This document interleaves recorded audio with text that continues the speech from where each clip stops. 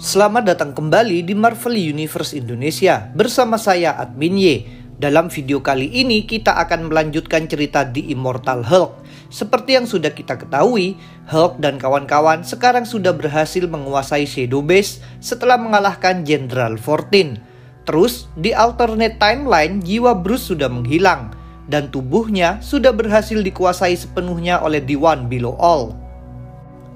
Setelah itu, Toba Hulk mulai menghancurkan segala sesuatu yang ada di alam semesta dan menyisakan dirinya seorang. Untungnya ada satu ras alien penjelajah. Salah satu alien dari ras tersebut kemudian diberikan tugas untuk mengirimkan sebuah pesan yang berisi peringatan yang ditunjukkan untuk orang-orang yang ada di masa lalu. Tapi sayangnya, serangga yang dia kirim malah jatuh ke tangan yang salah, yaitu The Leader. Sebenarnya apa yang akan dilakukan oleh Bruce setelah menguasai Shadow Base dan apa yang akan dilakukan oleh The Leader setelah mengetahui isi pesan itu? Untuk mengetahuinya, kita langsung saja masuk ke pembahasannya. Setelah berhasil menguasai Shadow Base, langkah pertama yang dilakukan oleh Bruce adalah membuat sebuah manifesto. Bruce menjelaskan bahwa ia sekarang sudah mengontrol penuh Shadow Base. Ia juga mengungkapkan apa saja yang sudah dilakukan oleh Shadow Base kepada semua orang, termasuk membuat senjata yang berasal dari tubuhnya. Ia juga mengatakan bahwa aliran dana operasional base berasal dari pihak militer. Daripada dihabiskan untuk membuat senjata, menurutnya dengan anggaran yang cukup besar itu seharusnya mereka alokasikan uang itu untuk sektor pendidikan dan membangun infrastruktur energi terbaru, yang mana itu akan lebih berguna untuk keberlangsungan hidup manusia di masa mendatang. Dan pernyataan Bruce paling kontroversial dalam manifesto itu adalah ia secara terbuka menyatakan perang terhadap umat manusia. Setelah membuat manifesto itu, Bruce lalu pergi ke sebuah kafe di Massachusetts untuk menemui Amadeus Cho. Sebelum kedatangan Cho, Bruce sempat memberi pujian kepada chef yang membuat makanan di sana karena makanannya sangat enak. Sedangkan Cho ia datang terlambat karena harus menghindari paparazzi. Setelah melihat pemberitaan mengenai Bruce, Cho lalu bertanya kepadanya, sebenarnya apa yang sedang Bruce lakukan sekarang? Ini juga jadi pertemuan pertama mereka setelah Cho mendapatkan kekuatan Hulk. Cho juga mengatakan dia mengalami hal yang sama seperti Bruce, mendengar suara-suara aneh di kepalanya. Cho menyebut itu sebagai Hulk Syndrome. Setelah semua yang terjadi di Shadow Base Side B, Dr. McGowan lalu memindahkan markasnya ke Shadow Base Side G. Samson menjelaskan bahwa belakangan ini Amadeus Cho membuat riset dan menyimpulkan bahwa setiap orang yang mempunyai radiasi gamma yang berasal dari sel Bruce, mereka akan mengalami gejala mutasi gamma yang sama. Mereka semua akan mendapat gejala yang mirip dengan kepribadian ganda.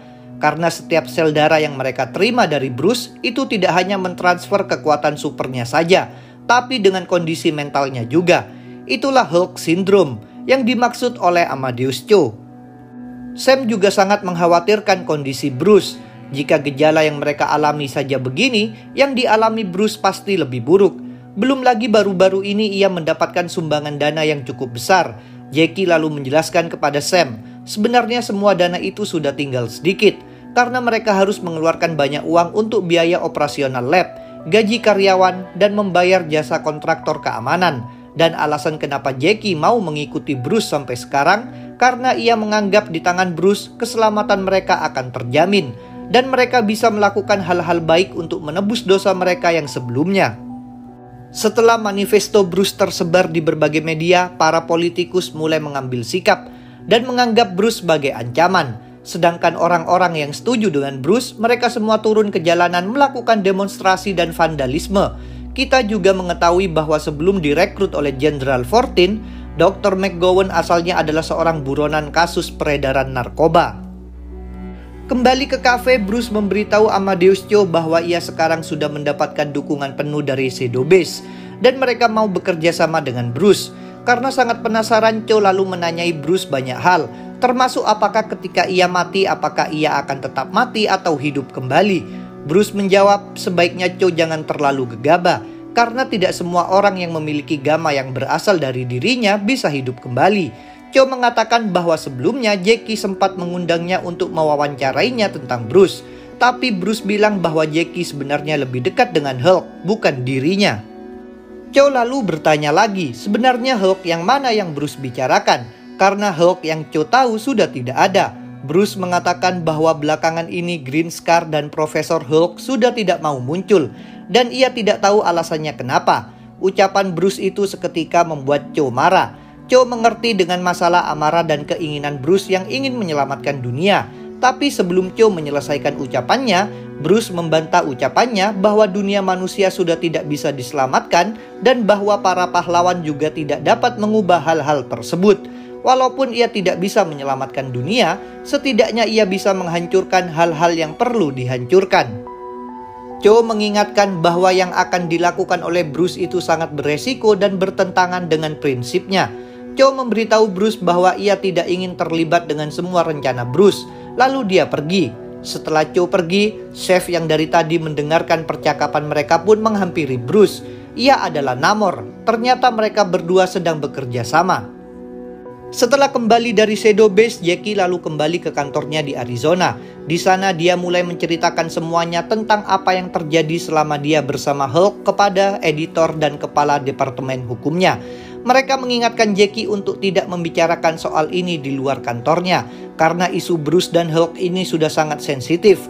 Ditambah sekarang pemerintah Amerika sudah menyewa Roxxon untuk mengambil alih tugas operasi anti-Hulk.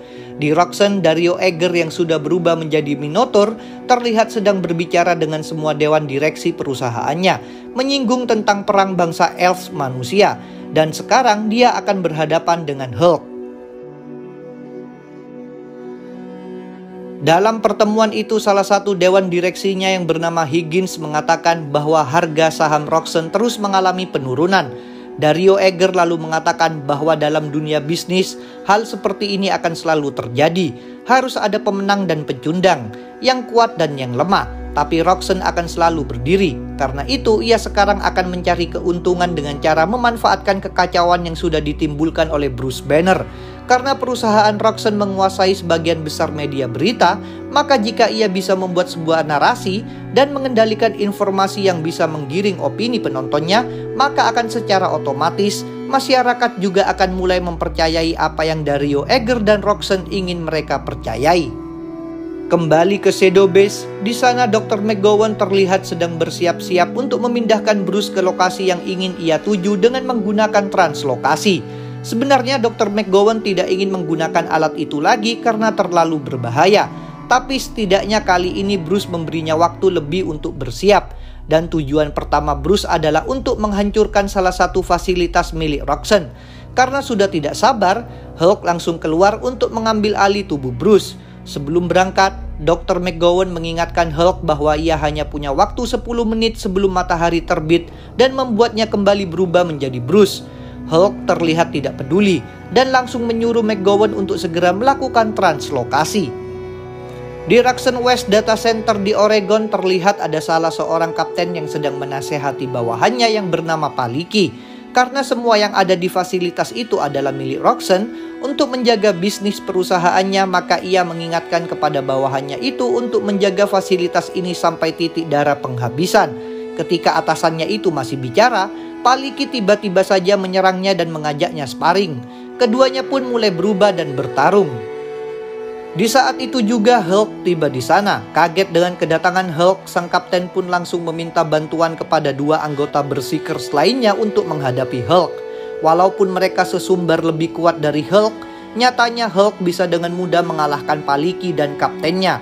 Setelah mengalahkan mereka, Hulk terus merangsek masuk ke dalam gedung dan mengalahkan lebih banyak pasukan Berserkers. Eger lalu mendapat laporan bahwa salah satu fasilitasnya sudah diserang oleh Hulk.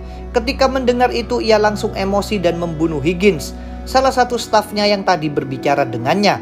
Kemarahan Eger ini cukup beralasan, karena fasilitas yang diserang oleh Hulk itu adalah pusat data Roxface, fasilitas yang nantinya akan Eger gunakan untuk memanipulasi informasi berita di media sosial.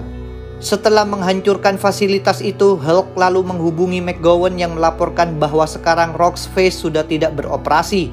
Dari awal Bruce sudah menyadari bahwa untuk menghentikan Roxxon, maka ia hanya perlu menghancurkan tempat yang menyimpan semua informasi dan data penting lainnya. Karena matahari akan segera terbit, Dr. McGowan lalu meminta Hulk untuk bersiap untuk dipindahkan lagi. Tapi Hulk menolaknya, memilih untuk tetap di sana. Sambil melihat matahari terbit, Hulk berteriak, jika mereka bersama maka ia akan jadi yang terkuat. Dan yang baru saja dilakukannya ini hanya permulaan saja.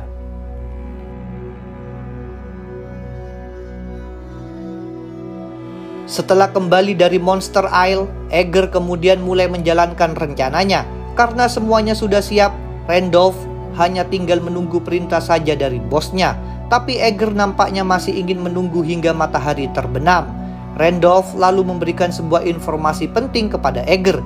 Ia menunjukkan sebuah video Hulk yang muncul pada siang hari di Wyoming. Setelah melihat itu, Edgar lalu mengubah rencana yang sudah ia buat sebelumnya. Di Shadow Base, Sam sedang mencoba untuk terbuka kepada Betty tentang kekhawatirannya dengan Devil Hulk yang sekarang bisa keluar pada saat matahari masih bersinar. Walaupun Betty terlihat tidak tertarik dengan segala teori yang Sam bicarakan, Sam tetap saja berteori menurutnya perubahan ini mungkin saja ada hubungannya dengan Bruce yang sekarang sudah bisa menerima berbagai kepribadian gandanya. Karena itu, sekarang kepribadian lain Bruce seperti Joe Fixit dan Devil Hulk bisa keluar pada siang hari. Pada saat Betty dan Sam masih berbicara, Bruce pun datang untuk meminta maaf dan menyapa mereka. Tapi Betty langsung berubah lagi menjadi Red Harpy. Betty sepertinya sengaja berubah untuk membuat Bruce tidak nyaman ketika sedang berada di dekatnya. Bruce pun pergi karena ada tes yang harus ia lakukan kepada Rick Jones. Di Phoenix, Arizona, Jackie kembali diingatkan oleh editornya agar jangan terlalu dekat dengan Bruce CS. Karena itu membuat para atasannya tidak senang. Sedangkan di Roxxon Headquarter, Edgar diberitahu bahwa rencana yang sudah ia susun sebelumnya sekarang sudah siap. Semua aset sudah berada di posisinya masing-masing. Yang perlu Edgar lakukan sekarang hanya menekan tombolnya saja. Murray sebenarnya sangat mengkhawatirkan Jackie, tapi Jackie mengatakan bahwa ia merasa lebih aman ketika sedang berada dengan Hulk. Jackie malah merasa lebih takut kepada orang-orang yang melawannya. Jackie juga bilang bahwa ia sangat mendukung rencana dan apa yang akan dilakukan oleh Bruce dan Hulk. Ketika Murray sedang berusaha menasehati Jackie, Edgar yang sudah bersiap pun langsung menekan tombol yang akan memicu keempat asetnya berubah menjadi monster raksasa. Dan salah satu bioaset yang bernama Harryhausen muncul tepat di kantor Arizona Herald, tempat Jackie bekerja. Sedangkan ketiga bioaset lainnya, O'Brien, Lovecraft, dan Bradbury muncul di tempat yang berbeda. Keempat monster itu pun langsung membuat kekacauan dan menghancurkan berbagai bangunan. Ketika Bruce masih memeriksa kondisi Rick Jones, dia mendapat laporan dari Dr. McGowan tentang kemunculan 4 monster itu. Bruce sebenarnya tidak mau bertindak, karena menurutnya di luar sana masih ada Avengers atau Fantastic Four yang seharusnya bisa mengatasinya. Tapi Dr. McGowan mengatakan bahwa semua superhero sekarang sedang sibuk. Bruce pun sadar, ini hanyalah perangkap yang sudah dibuat oleh Roxxon untuk membuat Hulk beraksi. Lalu mereka akan meliput dan membuat narasi pertarungannya untuk dijadikan berita. Karena tidak punya pilihan lain, tim Shadow Base pun berkumpul. Dr. McGowan sudah mempersiapkan alat translokasi untuk mengirim Rick, Sam, Red Harpy, dan Hulk ke 4 lokasi yang berbeda. Hulk sempat berkata kepada Red Harpy bahwa ia masih tidak nyaman karena harus keluar pada saat matahari masih bersinar. Tapi ia tidak punya pilihan. Dr. McGowan lalu mengirim Hulk ke lokasi pertempuran pertama. Hulk muncul di udara tepat di atas Lovecraft. Di markas Roxxon, Edgar terlihat sangat gembira dengan kemunculan Hulk ini. Semua rencananya berjalan dengan lancar. Edgar berhasil menarik Hulk keluar, dan sekarang ia akan mulai mempersiapkan langkah berikutnya. Di markas Alpha Flight, Puck, Mary, dan Carl terlihat sedang bermain poker di atas case yang menyimpan mayat Walter. Puck mengatakan kepada mereka berdua bahwa Gamma Flight akan tutup. Ketika Mary sedang memikirkan untuk mencari pekerjaan lain, setelah keluar dari Gamma Flight, Puck berkata sebaiknya ia jangan terlalu berharap lebih. Walaupun misi mereka untuk menutup fasilitas ilegal penelitian senjata gamma sudah berhasil. Tapi faktanya, secara tidak langsung mereka malah membantu melancarkan rencana Hulk. Puck kemudian menerima laporan dari salah satu stafnya yang bernama Romesh Dalton. Dalton kemudian memberitahu Puck bahwa ia melihat energi gamma yang muncul di berbagai lokasi melalui satelit. Kemunculan 4 monster itu juga sudah ditayangkan di stasiun televisi. Reporter itu melaporkan bahwa sekarang para superhero sedang tidak ada. Untungnya Rick Jones, Samson, Red Harpy, dan Hulk sudah tiba di sana. Tapi nampaknya semua tidak akan berjalan dengan lancar, karena reporter itu malah mempertanyakan kedatangan mereka. Apakah Hulk dan teman-teman benar-benar akan melawan para monster itu atau malah sebaliknya? Hulk sendiri sekarang sedang terjebak di dalam perut salah satu bioasset Roxxon yang bernama Lovecraft. Hulk terlihat sangat kewalahan menghadapi parasit yang terus bermunculan dan berkata kenapa selalu dia yang paling tersakiti. Sementara itu gedung tempat Jackie juga sudah dihancurkan oleh Harryhausen. Walaupun korban jiwa sudah berjatuhan, tapi Jackie Murray dan beberapa staf lainnya berhasil melarikan diri melalui tangga darurat. Sayangnya tangga yang akan mereka lalui juga ikut dihancurkan oleh Harryhausen. Monster berkepala 3 itu terus mengikuti Jackie dan Murray. Ketika mereka sudah terpojok, Murray meminta Jackie untuk meninggalkannya saja. Tapi untungnya Rick Jones datang tepat waktu untuk menyelamatkan mereka. Rick lalu bertanya kepada Jackie, apakah dia tahu di mana Bruce sekarang berada? Di tempat lain, Red Harpy dan Sam terlihat akan menyerang salah satu monster yang memuntahkan lava dari mulutnya. Sam lalu berkata, ia tidak bisa melawan makhluk itu karena kulitnya tidak akan kuat menahan muntahan lava itu.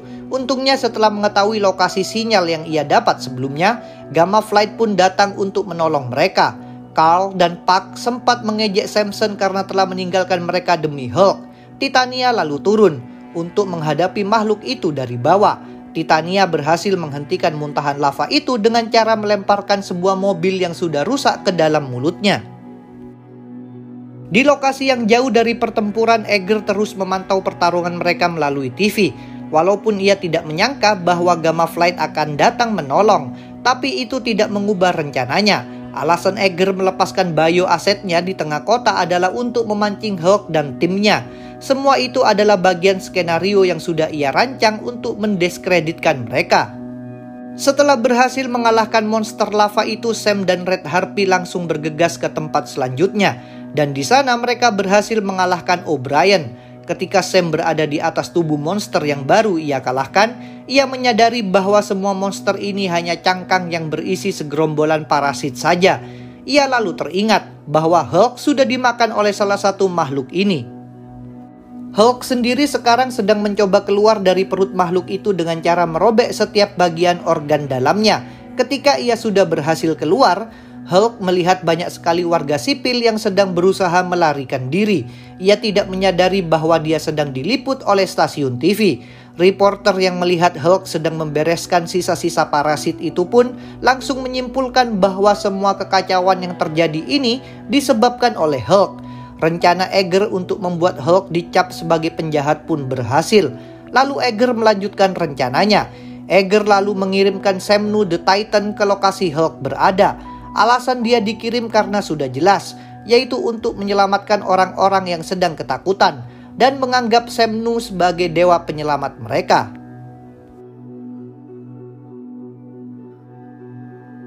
Itulah bagian ke-6 dari cerita The Immortal Hulk. Cerita ini akan kita lanjutkan di bagian berikutnya. Terima kasih sudah menonton video ini. Jangan lupa untuk subscribe, like, komen, dan share. Kalian juga bisa bergabung di grup Facebook, like fanpage, follow Instagram, serta dukung Marvel Universe Indonesia dan admin Yedi Saweria. Linknya ada di deskripsi. Sampai jumpa lagi dalam pembahasan tentang topik-topik Marvel lainnya.